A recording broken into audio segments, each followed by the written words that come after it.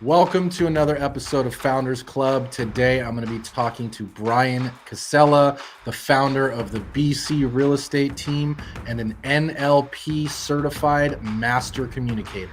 We're going to be talking about how you can build a massive real estate database, even starting from scratch, tips for getting massively better results from your prospecting, and how you can close more of your listing presentations. If you have any questions, put them in the box down below. If you like this video, make sure you roundhouse kick that like button so other people just like you can find this video.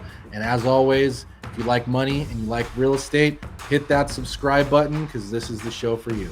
See you on the inside. Welcome to Founders Club, the show for real estate entrepreneurs. Thanks for coming on today. Appreciate it. Oliver, thanks for having me, man. I'm always excited to do these shows, and hopefully you throw me a curveball question. I'm ready for it. let me see what we can do about that. Why don't we just start by kind of at the beginning, kind of how you got into the business, and then we'll go through your story of leveling up from there. Cool, man. So originally I played basketball professionally overseas, and due to injury, long story short, is how I ended up in real estate. From the beginning, by the time I got into college, I already knew, okay, whether I become a megastar in basketball or not, I'm not going to do the regular 9 to 5. Like, I've already made that decision. So I start playing basketball. I injure my ankle the first time, whatever, have surgery, recover, injure the same ankle again.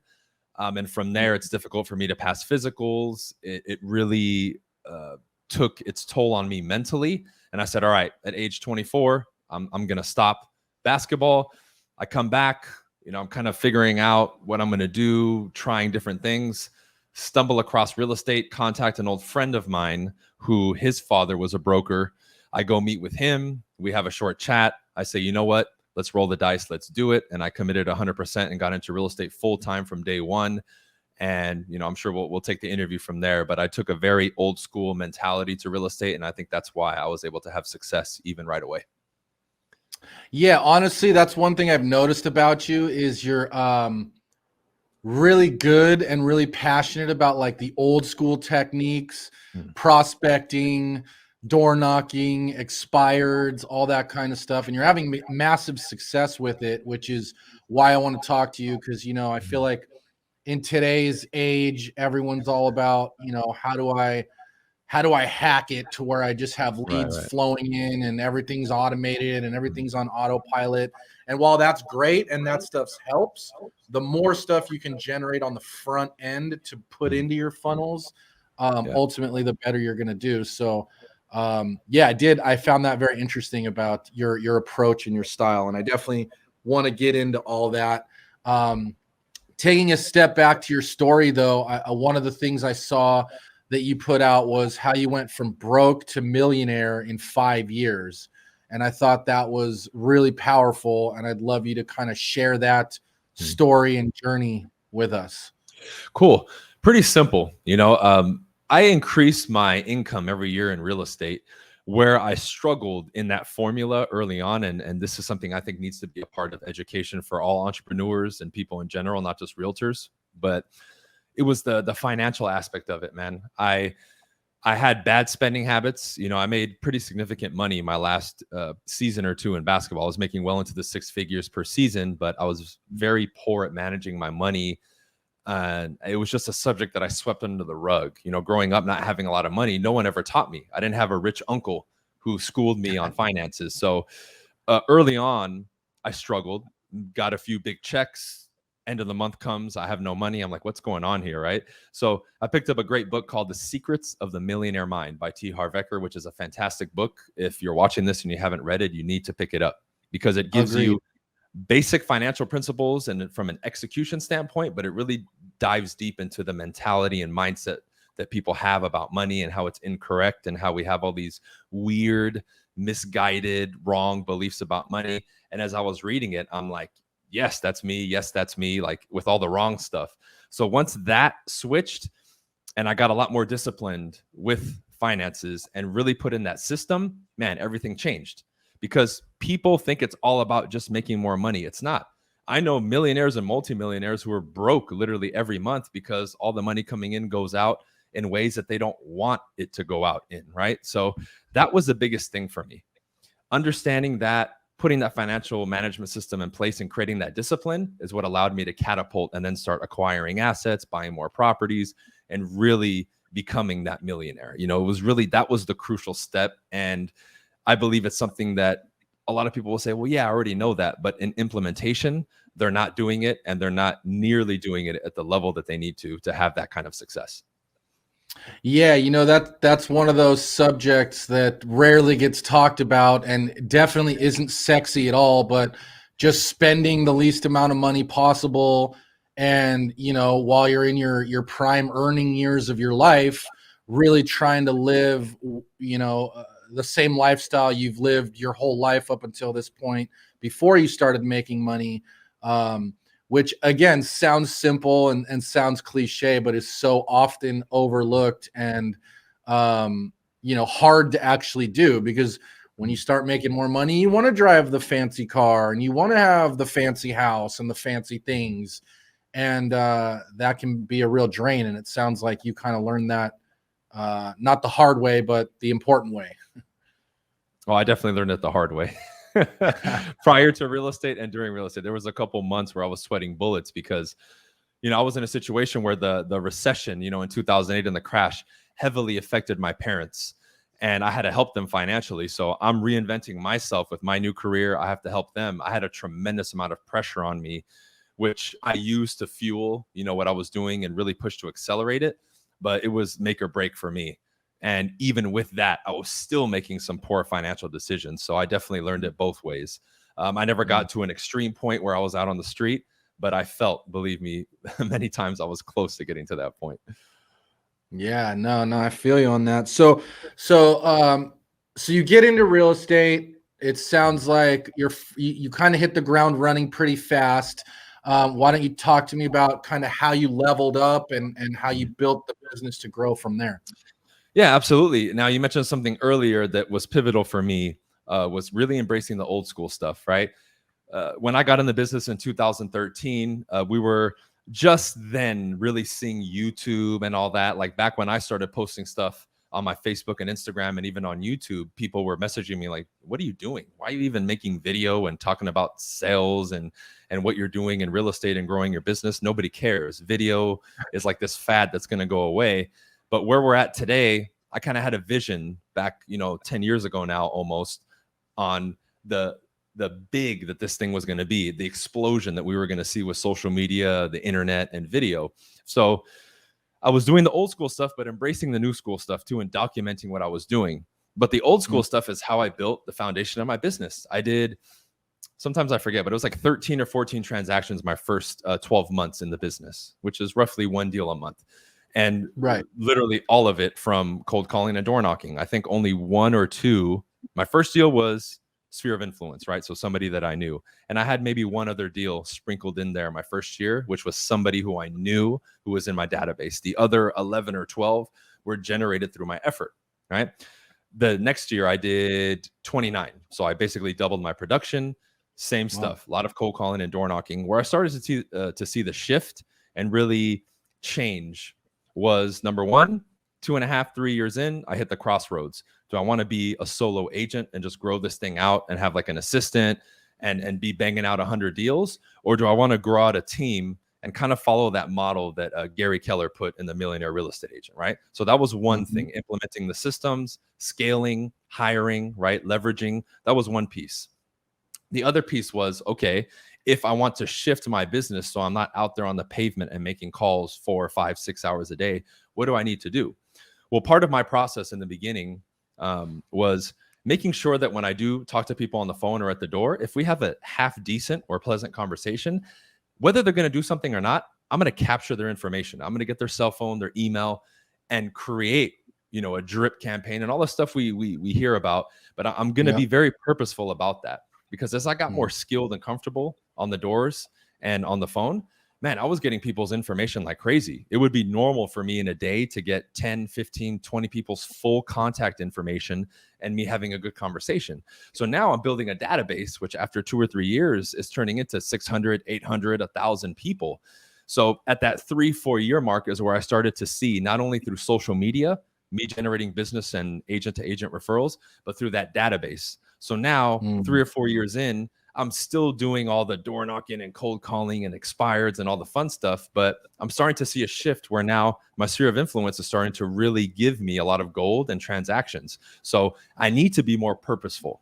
So that's when I started, during my prospecting time, really focusing on my sphere of influence, doing, client appreciation parties twice a year, and really gearing a lot more stuff in video and content and educational content for that database. Because I said, all those years of hard work, I've now built up this database of people who have met me either personally or on the phone that I can market to, so I can leverage that even more. So I would say those were the two main pillars in that shift that started taking me to like 40, 50, 75, 100 transactions, where now I'm running like a nationwide operation.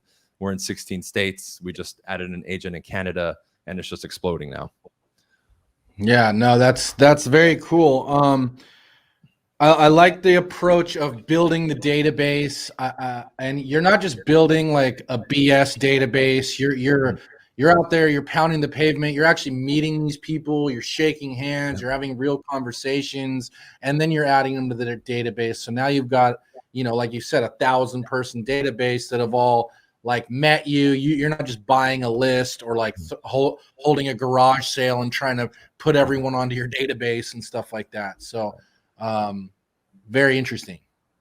Yeah, man, much more impactful too. When I meet with those people, a lot more trust has been established, way less objections, and it makes the transaction easier, because one of the things that people are going to ask you is like, what are you actually doing to sell the home? And if they've met you at their door or over the phone, they already know for a fact that you're working. So it really kind of bridges that gap with, are you an expert? Are you working for the money? Are you worth it? And I noticed a lot of those deals that I put together with them, more often than not, were a lot easier and almost similar to like a sphere of influence, versus if I just did an online ad or sent a mailer, and the type of like objections and resistance that I was getting, it was night and day different.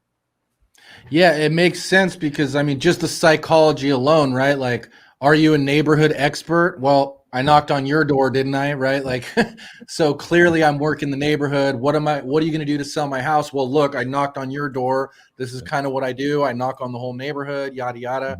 And a great way to build the database. Yeah.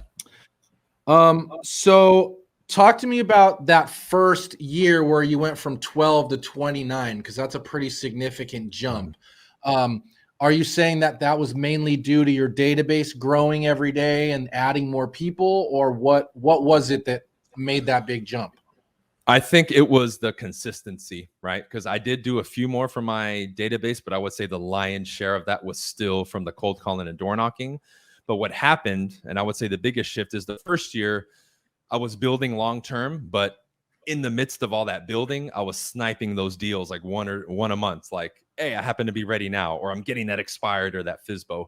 What happened that next year is a lot of the people I had met cold calling and door knocking that told me I'll be ready in 6 months or a year, they started converting. So I remember in particular 1 month, I think it was like July or August of that second year, where I converted, I think, 4 listings that month, and they were only from that door knocking that I had done that year and a half before, where just through systematic follow-up and touching them, 4 people just boom, boom, boom lined up, and they happened to be ready.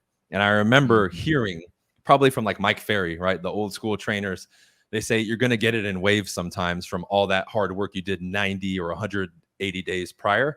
And it all just came in. And then I double-ended some of those deals that turned into like other deals, and it just really took off from there. So it took that one big wave from all that previous hard work. And I think that month alone, because, I was in California at the time, and the commissions are still pretty high over there. Even now, they're crazy at this point. I think I did in GCI more than $100,000 that month. Yeah, that's awesome. And it just shows the power of just building the pipeline, and to your point, just being consistent. And if you're talking to, 10 people a day for 300 days, then, the chances of you knocking, and I think this is what most people miss, the chances of you knocking on a door and someone being like, "Oh, I'm so glad you came to my house today. In fact, I was just thinking about listing, and I'd be happy to sign right now with you." Right? Like, that never, ever happens. But what happens is you meet someone that's like, oh, like in 6 months, I have a job. My contract here is ending and I'm moving to over there. Well, then, okay, cool. Boom. Now you got a lead for 6 months down the road. And to your point, the consistency of just doing that every day and building more and more of those leads, eventually the dominoes are going to start falling. And that's when your phone starts to ring. Absolutely. Compound Effect, Darren Hardy. Everyone needs to read that book. Love it. Very cool. So let's talk a little bit about prospecting itself. Like, maybe you could kind of address what you think people get wrong about prospecting, and then maybe we can run some tips on how to get good at it or increase your results. Great question. So first and foremost, I think people, especially if you're new, right? If you're listening to this and you don't have a big book of business right now, and you have more time than you do transactions, this is what I really present to people as a question. I say, if you're not lead generating, what else are you doing? Like, what else is there to do? Right? Yeah, we have time to train and all that. That's great. But if you're going to work 8 hours and you're brand new or you don't have a lot of business right now, I would recommend at least half that time, 4 hours, you dedicate to lead generation. You need to fill your pipeline. So people just aren't. Yeah, Bryan, I can already hear. But Bryan, I'm doing social media. So, what do you say to that? Look, this is what I say to that. Social media is fantastic, right? I've lost count of how many referrals, agent-to-agent referrals and business I generate from social media. No doubt that will make you money, right? However, in the beginning especially, you're not going to just come out and start putting all these transactions together. More importantly, prospecting will build your ability to be disciplined and follow a schedule, number one. But number two, it's going to build the skill set that you're not going to be able to build on social media. Let's say I come in as a lead to the social media experts, right? And I'm grilling you or asking you in real time for answers for questions and you're not prepared for them. Well, guess what? I'm not a lead anymore, right? And a lot of people refuse to put in the hard work to earn the skills and the comfort and the expertise that it takes to sit down, do a presentation, have the skill to get it signed, service the client, and get it done, right? The school of hard knocks is your best teacher for that. Are you going to have to knock and call until you're old and gray, walking with a cane? No, but put in the time to learn. I literally force all my new agents to do that, to learn. And a couple months later, they're like, man, I'm so grateful that you really had me do this because I have a level of comfort and skill now that I didn't even think I could have when I started. And you really have to do that to build the skill set. So an addition to this is as you guys get better at doing it, you want to do it more. Like, I love the fact that I can go out right now, and stop if I see a for sale by owner sign, even not dressed correctly. But I know I have the skill set that if they're there and they're motivated, I'm getting a lead or an appointment, like straight up, because I know and I believe in myself and I've done it enough. So you get to a point where you're like, man, I have blank contracts in my car. I'm ready to go. It gives you that motivation and confidence that you're looking for because you're good at it. And that goes for anything. When I first started playing basketball, I was terrible. When I got good at it, I wanted to play all day, whether I was getting paid or not, just because I was good at it. And it's fun. When you're good at something and proficient at something, it's fun. So really, when you put in that work, you build that muscle. Now, when you become more of that Michael Jordan, we can say, of prospecting and feeling that way, you want to do it more. You look forward to it. You don't dread it, right? Another thing I would tell people is, and this is a mistake that I made early on, is you're too focused on like right now, meaning if someone's not ready today or next week, they don't exist to you. And that's how I was. I wasn't collecting information. I wasn't opening up conversations. I wasn't focused on really digging deep and seeing the potential of the future of that contact. Because every contact, every person you meet, you don't know how many people they know. So if you add them to your database, what if next week they send you a referral because they liked you? I've lost count of how many people I've added to my database who I never transacted with, but have sent me multiple referrals. I think I have a lady in my database, and she's still in California, even though I moved to Florida, right? She sent us, I think, 4 transactions in the last 2 years, and I still haven't transacted with her. And I don't think she has any plans, right? Yeah. So it's really understanding, is there the potential for now? Absolutely. However, you need to know that you're building a business. Is anybody watching this? Are you only in the real estate business to be in it for 3 months or 6 months or a year? Answer's probably no. You want to make this your career. So you have to look at both ends of the spectrum. And that's a huge mistake that people are making. Or they do the opposite. They want to build, but somebody who's ready now, they're not setting the appointment. They're not getting the meeting, and they're not getting somebody to transact now who's ready now. Right. And I think that has a lot more to do with your skill set, right? And focusing on that. But people in general overcomplicate this prospecting thing. Do it consistently, build your skills, right? Even if you don't have a strategy right now, forget overanalyzing it. Wherever you're at right now, this is the first thing I tell people, because I'm doing a door knocking challenge this week, actually, and I have like 80 people in the group. I said, if you're new to it, the first thing I want you to do after this first training, when I shut this off, is just walk out your door and knock 30 or 40 doors in your neighborhood right now and start and get in the groove of prospecting, right? I guarantee you haven't door knocked your neighborhood. Start, hit 200-300 doors around your area. Introduce yourself.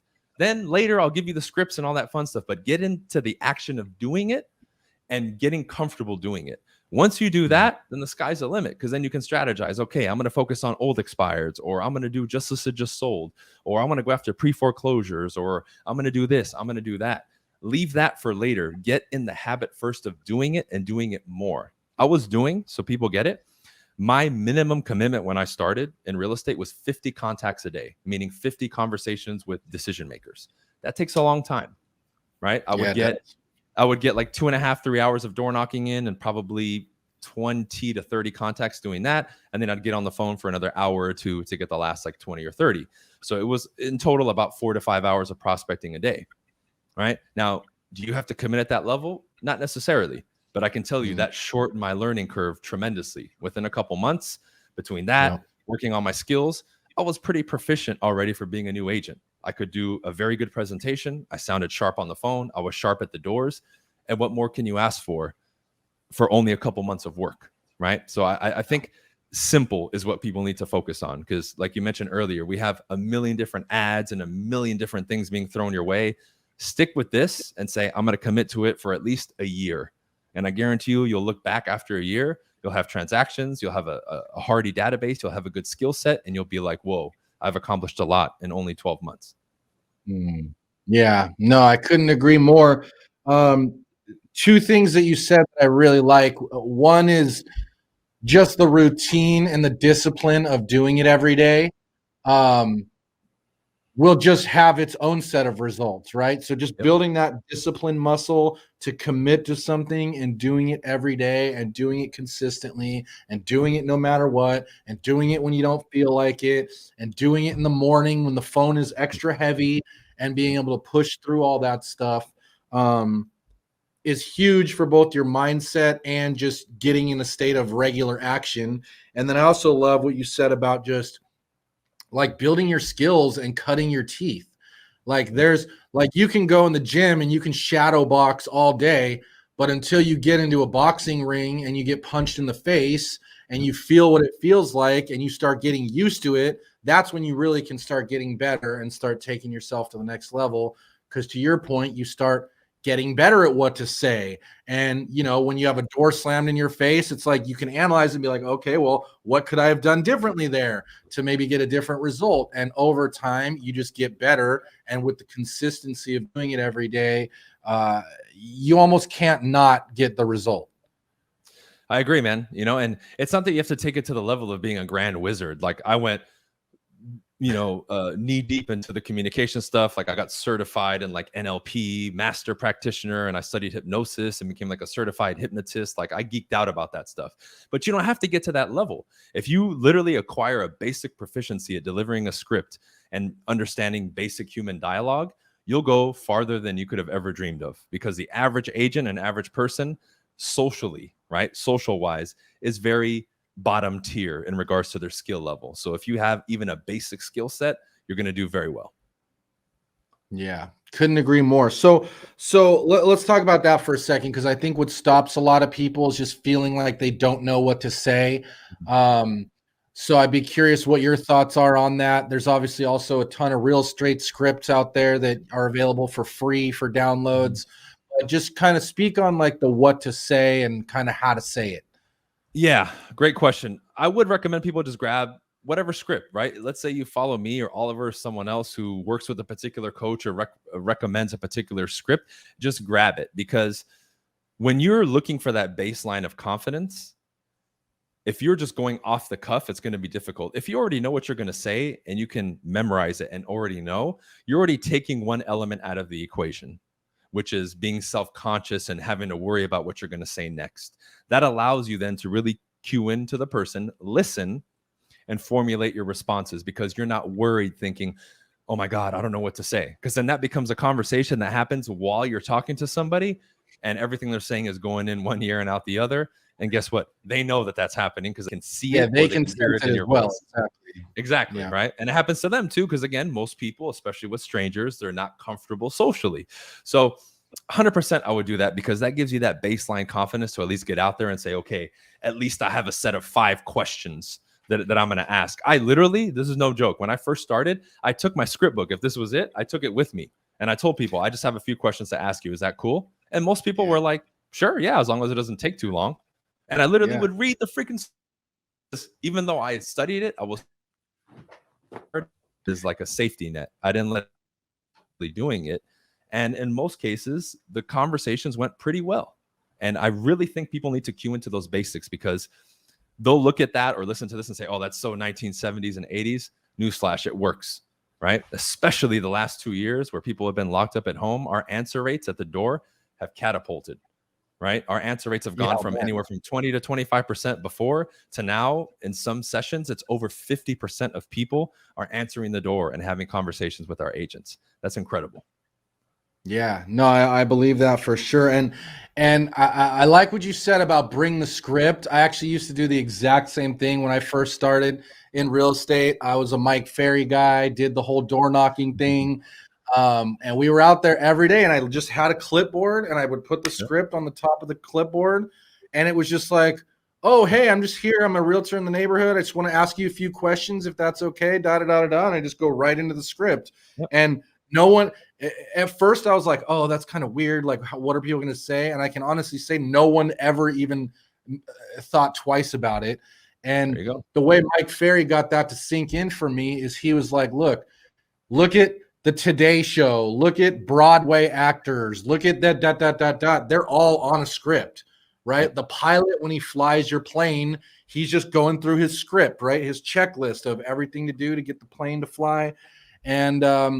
And he just made a point that, like, it's okay. Like, professionals use note cards. Professionals have scripts, and don't feel any type of way about that, because it's really just in your own head. And it's a great way to just stay on track and get right to the point with people. Yeah, script is a process. Every professional and every expert has a process. Absolutely. Yeah, exactly. So what about kind of tips for like converting those leads, right? So you said you're trying to get everyone's contact information, which I agree, if you're going to door knock or do any of that type of stuff, is absolutely mission critical, is that you're trying to get whatever it is for you. It was maybe 10 a day or 20 a day or however many, and just getting that contact information. So how were you doing that?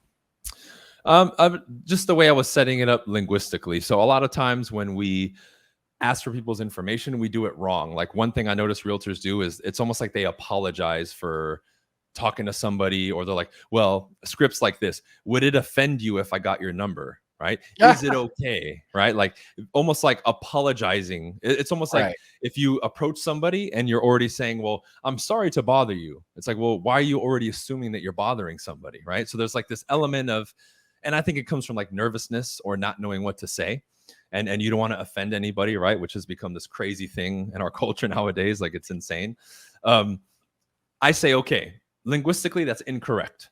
What do I need to do? I need to set this up because in people's minds, for there to be less resistance, let's make it like an exchange. I give you something, you give me something, right? That seems fair. So I said, okay, I would ask people at the end of our conversation, whatever you need, do you have a go-to person? And most people would tell me no, or they would say, I kind of know somebody, or my cousin, unless they told me, oh, I use, Team BC. I've done 10 transactions with them. They're my go-to people no matter what. Okay, I'll let that person go. But that's rare that you hear that, right? And I've knocked on thousands and thousands of doors. I maybe heard that a handful of times, right? I say, great. Then I say, great. Why don't we do this? Why don't we exchange information and stay in touch? Now that's when I hand them my business card and I ask them, do you have a business card? A lot of people have a business card, and on that card has their cell phone, their email, their house number, their business address. And then when I walk away, I just jot the home address, right? Yeah, you Now, know if they their don't, address. yeah, exactly. If they don't, I say, great, take mine. This is what I'll do. And this is where people need to learn to be assumptive. I'm not asking them, I'm telling them now. I say, I'll text you my information so you have it. I look down at my phone. This is one way of doing it. I'll give you another. I look down at my phone, and whatever area code that I'm in, I'll start it. I'll say, so the number is, I'm in 305. I'll say 305, and they'll finish it for you, right? Good. It's called being assumptive. Another That's thing good. I do is, as I'm saying what's the number, I'll open up the contact form on the phone and just hand it to them.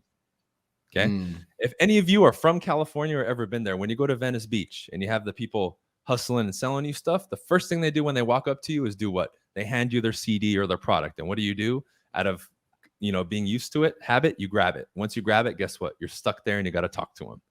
Old tactic. When I hand them the phone, 9 out of 10 will take it and fill it in. Very rarely do I get an objection. I like that. Yeah, those are two really good strategies. I like the way you ask if they have a go-to person, because that can flush that objection out right away. And I also agree that it's all about being assumptive, and or offering something of value. Like the way I used to do it is I just, I would basically work the same 2 or 3 neighborhoods a lot. And it was like, hey, I put out this newsletter. It's monthly. Like, what's your email? Like, just assume that they want it, and just assume that they're going to give you their email. And 9 out of 10 times, they're just going to do it. Like you said. And if you lead them a little bit like that, like, 760, what's the rest of your phone number? Then, you're going to have way better results. 100%. And a lot of times they'll actually, no, it's not 305, it's 7605, and then they'll finish it for me, right? So it makes it easy, versus if I ask, well, would it be okay? Would it offend you if I ask for your number? You're going to get no every time, right? It's already getting weird at that point. Yeah, we subconsciously respond to things a certain way. If you ask it that way apologetically, people are perceiving you as weak, and they're not going to want to comply. But if you're assumptive, that assumes expertise and confidence and all those things you guys want, and even though you're going to be nervous asking the first time, you're going to get the result, and you're going to be like, oh, it actually worked. This is cool. Yes, totally agree. Totally agree. One thing I'm noticing, and then I'm hearing from you a lot too, is the NLP side of things. I'm big on that as well, because it's one of those things where just making those slight tweaks in your language and the way that you say things and how you present things, it really has a tremendous impact on the overall results. Like, to your point with the, just getting contact information, asking it one way versus another, you'll get totally different results. So why don't you talk to me a little bit more about that? Like how NLP is kind of helping you with your business and kind of how you're using it. Yeah, great question. So originally when I started studying NLP and hypnosis and all that stuff, a lot of people, when they hear those things, they think it's like weird, or they'll think classic hypnotism where it's like, look at this and, you're getting sleepy. What I got from it initially that I thought was incredible, that kind of surprised me, was the remarkable benefits that it had first for me. Because the way I present it to people is I say this: look, if you can't have control over your beliefs and philosophies and your values and your identity, if you can't sell yourself on certain things, how can you then expect to sell someone else, right? So if I, as an example, don't have the discipline to wake up on time and show up on time and do the prospecting activities, how can I legitimately sit in front of another human being, ask for 6% or whatever my commission is with a straight face, and actually get them to believe it? So the first thing was that, right? I had to clean up my own process, get my stuff together, so when I sat in front of somebody, I knew that they could feel the fact that I was legit, because that stuff can't be faked unless you're the highest level actor on the planet, probably, which is probably people we can count on 1 or 2 hands, right? That was the first one for me. I said, man, how many false beliefs and misconceptions, and how erroneous is my own communication to me, my self-talk, that's causing detrimental effects. So it started with that, which I think NLP is incredible with, if you really take it for what it is.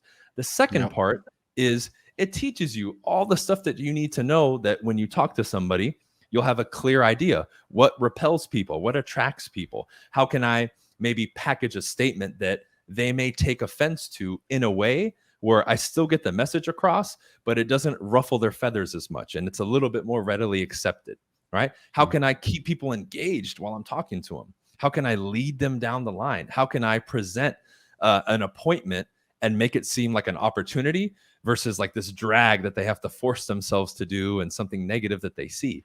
So reframing, right? Reframing situations, reframing context, reframing the meaning of things. I mean, it's endless what we can talk about with NLP, but really the big point is what I said in the beginning about yourself. Because once you can really get yourself right mentally and methodically with what you're doing, with all the basics, it then becomes that much easier for you to convince somebody else because they know and they feel that you're the real deal.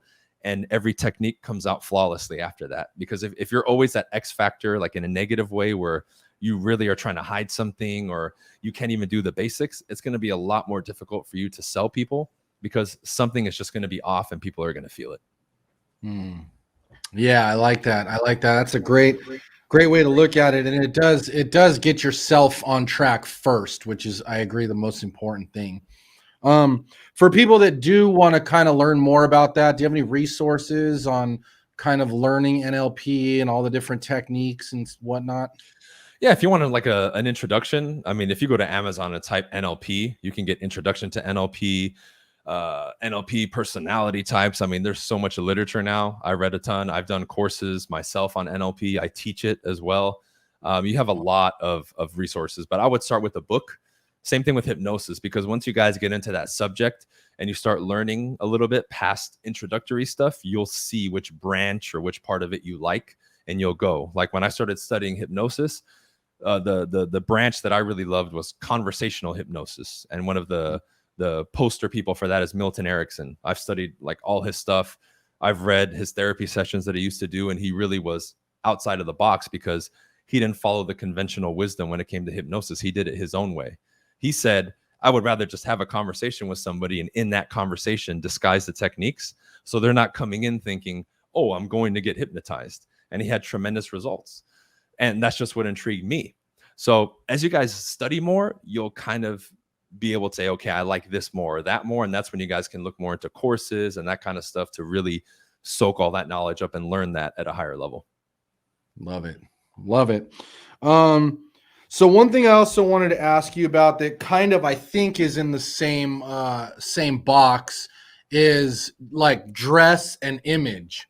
One thing I notice when I look at all your pictures, you dress very like loud and colorful, and right now you got the dangly Thunderbolt earrings and you've got like the necklace and all that stuff. So talk to me about kind of like, because I do feel like in real estate, people have this very kind of suit and tie image, and a lot of markets aren't like that. A lot of markets are, but I just curious overall on just dress and image and how that kind of fits into your business. Yeah, I mean, there's a lot I can say. Part of that was me, I guess you can say, as a person developing more confidence in myself to be able to wear that stuff and not worry about what people were going to say. And that just developed over time. Another one I can recommend, a good friend of mine, Pablo. Fantastic. He's an image consultant. He helped me a lot. He's one of my good friends. He's actually from Mexico City. He studied imagology. It's like a real thing. He helped me tremendously with style and image and fashion and public image and all that. But really, in the beginning, I knew, okay, I'm getting into real estate. Nobody knows me yet. I'm going to play by the rules. I'm going to wear a suit and tie 24/7. And I did for about 3 or 4 years. As time went on is when I started expressing myself a little bit more. So when I meet with a client, do I dress sharp? Absolutely. But now I do it more my way, what fits my style. And if that means it's a louder suit or a louder suit jacket, I'm going to do it. Plus, I wanted to sprinkle my own individuality into things so that if you see my video on a property tour, like one I did not too long ago in Georgia, where my team got a $2 million listing in Georgia, huge property, 8 acres, mega mansion. It was like on a show back in the day. I did the tour. I wanted to make sure, look, if you watch this tour, because there's a ton of $1 million listing tours online, I want it to be memorable, not just for the property, but my personality, how I dress, and everything about the video, right? But when it comes to me, I want to at least be memorable. And I think a lot of people individually, they would be memorable, But like you said, they feel like they have to conform to the standard, black suit, white shirt, black tie or purple tie image, when you really don't. You can start with that if you're not familiar with the world, but once you have established that, you really have to learn to express who you are. And I am more of that loud color, crazy suit design. I'm not doing it for attention. That's just who I am.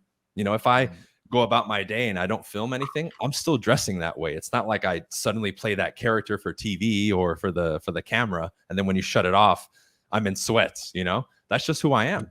And I think the more people begin to be, in quotes, be themselves, I know it's like a cliche thing to say, but the more you're able to do that overall in any environment, the more that's going to make sense. Because what most people will do is they have their public persona and then they have their in-house persona.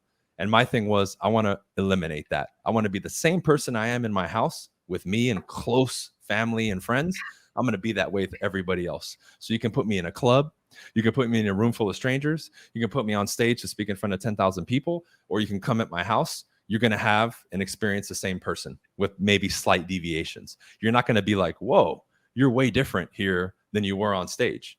And that's the number one thing I get from people is, dude, no difference. I love it because it's very rare to see that nowadays. And that is a testament to working on it, expressing myself. And really, I just think along with NLP, a lot of other practices I've done just to develop myself, get more confident, and really come into my own, Yeah, I love that, and I totally agree. And I have a similar story. Like same thing when I first got started. Me and my business partner Sam. I mean, we were suit and tie every day, no matter what, because that's what we thought we needed to be.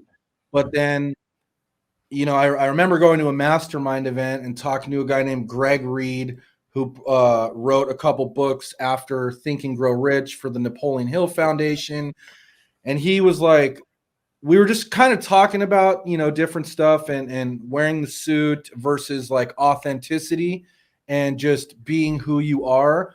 And he really opened my eyes to that it's more important to be who you are and be authentic than it is to wear this suit and tie every day.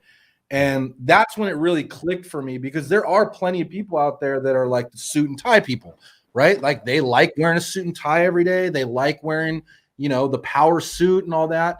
And then there's the people that are like us that are not necessarily like that. And I agree, you can still dress up and look sharp and come correct, but that doesn't necessarily mean that you need to wear a suit and tie and do something that doesn't feel as authentic as it might if you were wearing something else. 100%. 100%. Yeah. Cool.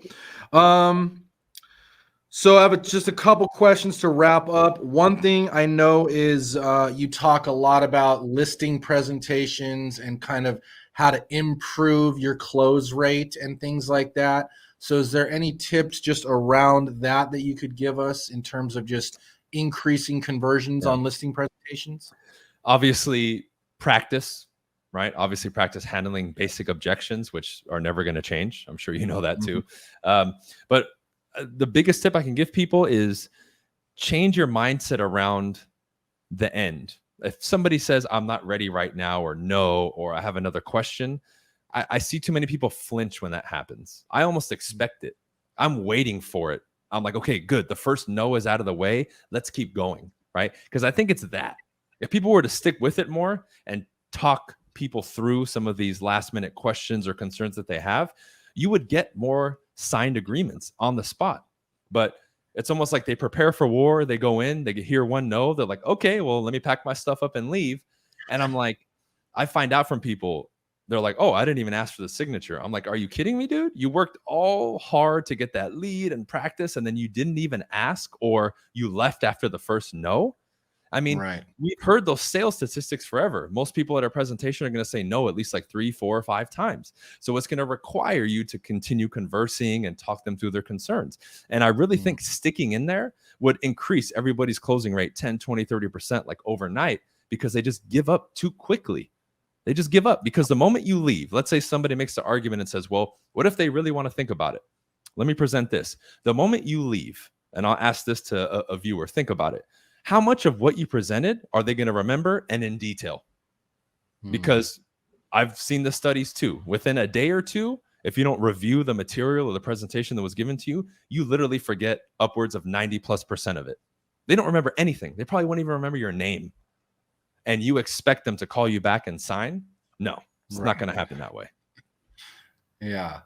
One thing I like what you said and totally agree with is expecting the no, expecting the objection. Like if you go into a listing presentation and you just think that like, oh, I'm going to present, they're going to say yes, and they're going to sign, and it's going to be all wonderful. Like, sure, that probably happens like 25% of the time, right? Mm-hmm. Like it's a sphere of influence deal. You go in, there's not a lot, you know the person, whatever, but then the other 75% are going to have at least one objection. And so if you can just expect that and then prepare, you're already going to be way ahead of almost everybody else. 100%. So what's your let's talk objection handlers for a second. What's your go-to for I want to think about it? I'll usually do the deduction approach. So I'll tell somebody, of course, it's a big decision now. And this is where I reframe it. I say, would you agree with me, Mr. Client, Mr. and Mrs. Seller, that the decision basically boils down to three things? Number one, if you've decided to sell. Number two, the price and terms that we've agreed upon. And number three, who you would want to represent you. Would you agree? That encompasses the decision. They say yes. Yeah. They just bought the frame. Now, if you really want to be a rock star, before you say that, isolate the objection. You say, you want to think about it. Is that the only thing? Or is there any other concern or question looming? Right? That would set you up properly. Now, once you give the deduction approach, those three things, and they agree to it, you've set the frame. Now just go through each one. Number one, have you absolutely like 100% decided to sell? They're going to tell you yes in most cases. Number two, the price and terms that we've discussed tonight, are we in agreement that those are the correct price and terms to get you to North Carolina in the next 30 days? Yes, Brian. Fantastic. And number three, most importantly, do you feel 100% comfortable and confident that I'm the right agent to get your home sold? Mm-hmm. If they say yes to that, great. I slide the contract in front of them. Sounds like the decision is made. Let's go ahead and proceed. Yeah, love that. I love the way you're giving them options as well, right? Like it's okay. You're like, what I don't know what you call it, the deduction close or whatever, but I like that, the 1, 2, 3, and then you can further isolate, right? If let's just role play this one out. Maybe they say, ooh, I'm stuck on number 2, the price and terms. Such and such agent said they could get me $100,000 more. Yeah, then I would go right back to specifically what we went over in the CMA, and I would go about it again. And if someone said that, I would say, okay, great. Based on the comparables that we looked at, we're in agreement that these are in your neighborhood, and these are the most accurate depictions of the price of your home today. Correct? Right. So I would say, let's put you in the shoes of the buyer. If we listed this home today in this neighborhood for $100,000 more than that, would you buy it? Oh, that's good. I like that. Because we can go all day, right? But I would say, look, the buyer's a lot savvier nowadays. They don't go off what we say. They can look online and see that your neighbor sold for $600. Yeah. So let me be that buyer right now. Sell me on why I should pay you $100,000 more. And watch how they choke because they don't have any explanation. Right. What are you going to say? The shed in the back is worth $100,000, Right. No, that's really beautiful. I love how you just tied it back to the data. Hey, let's reconfirm the data. These are the 3 most recent comps that have sold. One's over here. You know that house, right? Cool. Okay, And then the flipping of like, okay, let's say you were a buyer. Would you pay $100,000 more for this house than those? And I agree. They're not going to be able to justify it, and then it's going to flush that objection away. Yeah. And like you said, it's always rooted in fact. I never say, I think this is my opinion. This is what the market is saying. I always speak in terms of concrete evidence, right? It's never opinion or possibilities. It's rooted in fact. Right. Yeah, exactly. Love that. Very cool. Just a couple questions to wrap with that I like to ask all the guests. One is just, are there any apps or softwares or tools that you're using right now that you just love that either make your life or your business better, easier, more profitable? For sure, KV Core, which is our CRM. I think that's been the best thing that I added into running my team. It has been fantastic because throughout my whole career, I tried different CRMs and that kind of stuff. And KV Core, just overall with the front end website, the back end CRM, it's just been really an incredible piece of technology that has made life a lot easier for me and my team. Awesome, love that. Any others? I'm old school, man, so that's pretty much all I can say as far as apps and stuff. Because although I produce a lot of content online, I'm not, tech savvy and with all the gadgets and door knocking applications and all that. I never use that stuff.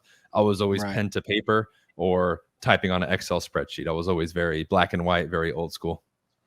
I love it. So oftentimes that's the best way. Yep.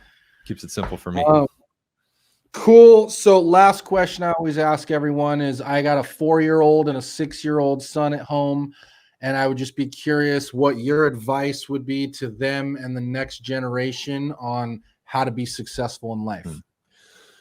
Good question. I think a 4 and a 6-year-old is a lot better at handling life than we are, unfortunately, right? Because they're so stubborn when they decide on something. I think the biggest thing I would tell them is this. I would say, if you decide to do something or you want to do something, don't listen to anybody else unless they're a teacher or they're your sensei at the martial arts studio or the person that is set or that you've designated to guide you, because your friends and random people are going to give you advice, and most of it is just nonsense. So whatever you decide to do that you want to do, you see it through, and only the people that you designate as your teachers and leaders, you listen to them. Everyone else, forget it. Because that's the biggest mistake that I made in my life, and I think a lot of people deal with, is we go around listening to what everybody has to say, and we wrongfully put it on the same level as advice.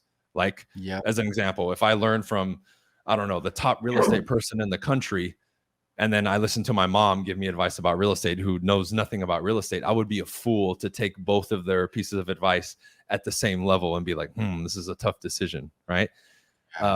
Luckily, when you're a kid, though, you're a little bit more stubborn, because I always tell people, try to talk a kid out of something that they've decided to do and watch how they send you the other way packing very quickly. Good luck. Yeah, no, honestly, that's really great advice. I love that. Like, if you want to learn to climb Mount Everest and you talk to 100 people, they're probably all going to tell you you're crazy. But if you talk to someone that's already climbed Mount Everest, they're going to be like, oh, well, yeah, you could do it. You just need to do this, bring this, make sure you have this, make sure you step here, watch out for this, watch out for that. And then all of a sudden, you're going to be well on your way. So I love that. Yeah. Awesome, man. Bryan, it's been a real pleasure, man. I thank you again for your time. Guys, check him out online. He's got a new YouTube channel. He's got an Instagram account. Do you want to drop any of those others? Anything else? Yeah, just my website. Like, you see my name, bryancasella.com. I'm always doing new events. All my stuff is there, courses, coaching, anything else, you can email me. And then my Instagram account too. I'm pretty active on Instagram. So if you want to DM me, that's probably the best place. Perfect. Yeah, check him out. He's got a lot of courses too on NLP and door knocking and a lot of the stuff we covered. So if you guys want to learn more, go a little deeper, check out his stuff. And as always, if you have any questions, put them in the box down below. And if you like money and you like real estate, hit that subscribe button, because this is the show for you. We'll see you on the next one.